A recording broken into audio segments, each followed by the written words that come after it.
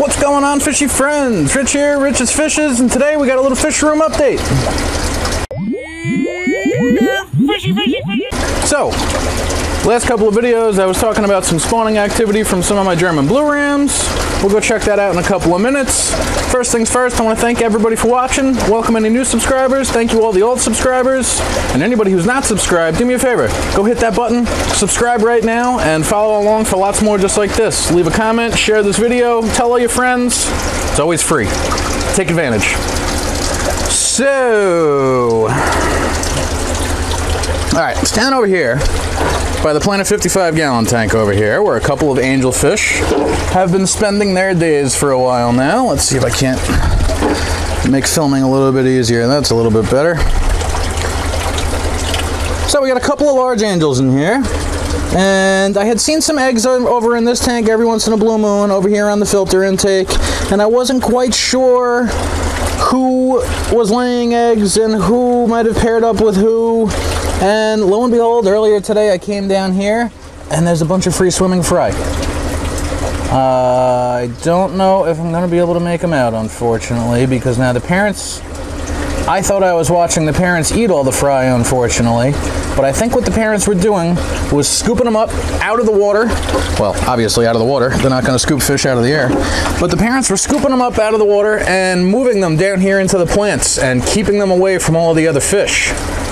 And trying their hardest to be good parents.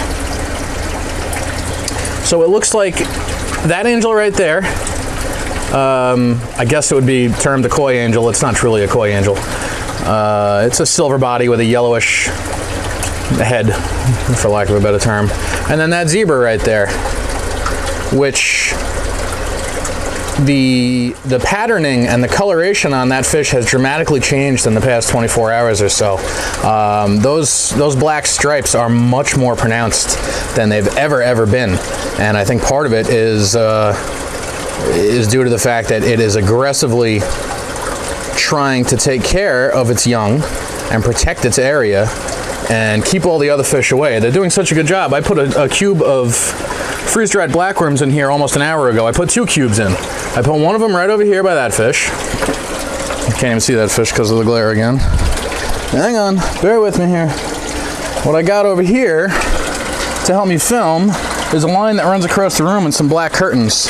And if I pull those black curtains, it really cuts back on the glare. And you can see if I open up the curtain, all of a sudden the wall is reflecting off the tank. Or if I open the curtain this way, the tanks behind me reflect on the tank. And I did not, like any professional might do, I did not spend 2 or 3 minutes preparing to film before I grabbed the camera and started talking to myself down here. So bear with me while I set up.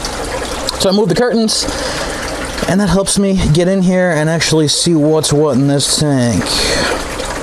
Now, I know a couple of those fries showed up on camera a few seconds ago, but I'm really having difficulty focusing in on them, unfortunately, through the plants. But you can see that all that activity down there. I fed some baby Brian a little bit earlier. I'm going off on tangents here. So I put a cube of freeze-dried blackworms. I put one over here by these fish and one over there about an hour ago. And anybody who goes over that way to try to eat there gets scurried away by, I'm going to assume that's the father right there, the zebra, and or the mother, who are actively and aggressively caring for their young, and even shooing away some of the rummy-nosed tetra, which I feel like I never get the ability to film these rummy-nose over here. They're just too difficult to capture on film, but right now it's a pretty good shot of them. Rummy-nosed tetra are thought to be one of the tightest schooling fish in the hobby. They definitely school pretty tight. I don't know if mine are just used to their environment and their surroundings, but I feel like over time their schooling has gotten, I don't want to say more sporadic, but just they don't school nearly as tight as they used to. You can sort of see they scatter about, but they do stay pretty close together. I'm not even sure how many are in the tank right now. I think I had 16 at one point in time. No, 13. I remember referring to them as a baker's dozen. And they're very difficult to count the total number of them because of how often they change direction. There's about 10 right there right now, I think I'm seeing. I might have lost a couple over the years. I have one single Siamese algae eater in this tank. I had 3 to begin with and started them over here in this tank a long time ago when I had some pistogramma in here. I lost a couple of them, and I put the one single one in this tank.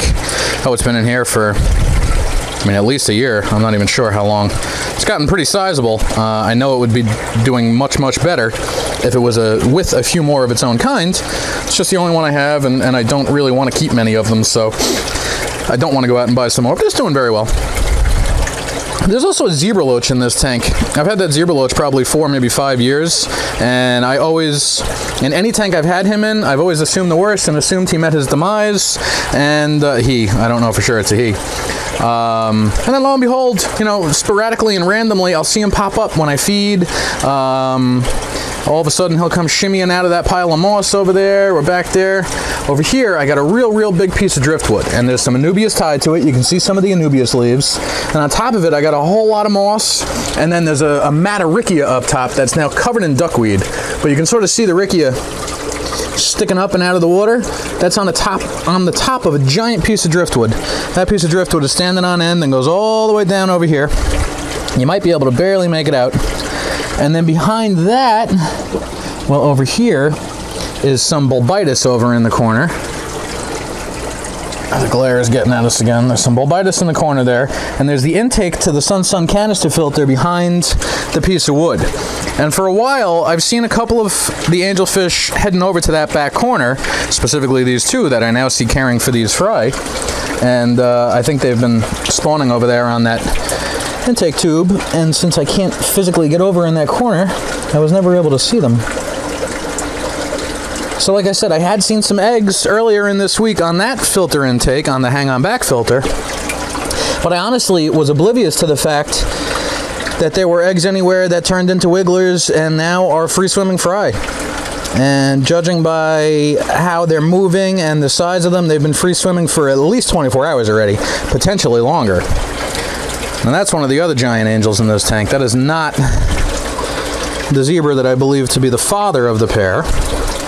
That is just one of the other very large angels. And that black angel right there, that barely ever makes it out on camera because of the black background in the tank. That black angel and the other koi angel in the back there looking at us, I think those 2 have paired off as well. I think those are the 2 that keep pairing off and spawning on that intake tube over here. But they've got nothing to do with the fry in this tank right now. I can't focus past the plants, unfortunately. If I knew how to work my camera better, I probably could. But there's a decent amount of fry in there, so I'm pretty psyched about that. What I am not so psyched about, however, is the outcome of what was going on in the 2 different tanks where my German blue rams had been breeding, or spawning. So over here in this tank is where I tried artificially rearing them. And as we discussed in the last video, I pulled the slate out of the tank when there was eggs on it. I put it into my dip and pour container, my specimen container, hung it on the inside of the tank so it was heated by the tank water. This air stone that's dangling in midair right now was in it and aerating the water. And those eggs turned into wigglers, and not quite free-swimming fry, but they were wigglers for like 48 hours to the point where they were bouncing around in the container and sort of huddling en masse on the side of the clay saucer. And I had done a water change to remove all the methylene blue that I had in that dip and pour container. I started dropping a little bit of fry food in there. 24 hours later, everything looked good, and I fed again. I did one more small water change. A water change out of these dip and pour containers over here is literally taking a cup and removing a little bit of water. And then what I did was I took tank water and put it back into the container. And then I don't know if I messed up a water change, if I maybe had too much aeration, if the water fouled up on me from having tried to feed the fry, but 24 hours after that second water change, and there was no life left. So I was pretty bummed about that. But the pair that's in this tank right now, we're looking at the male at the corner of the tank, so it's like a double image.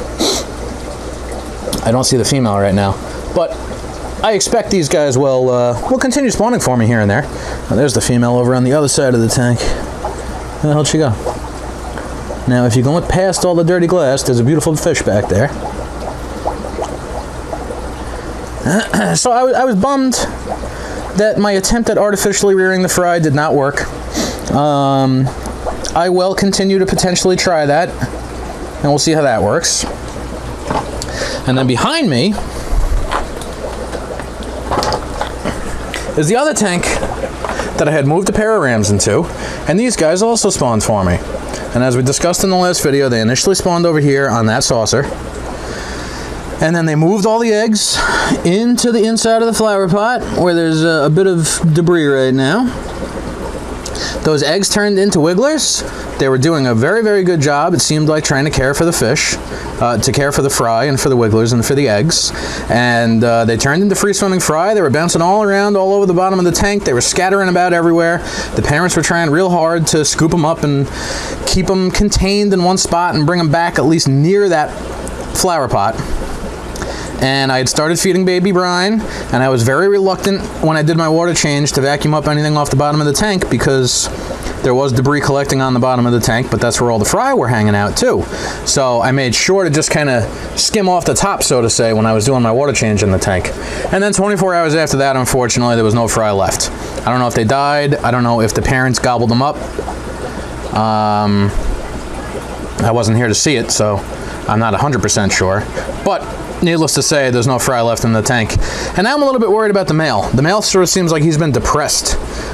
He is just hanging out in that back corner now behind that sponge filter ever since the fry disappeared.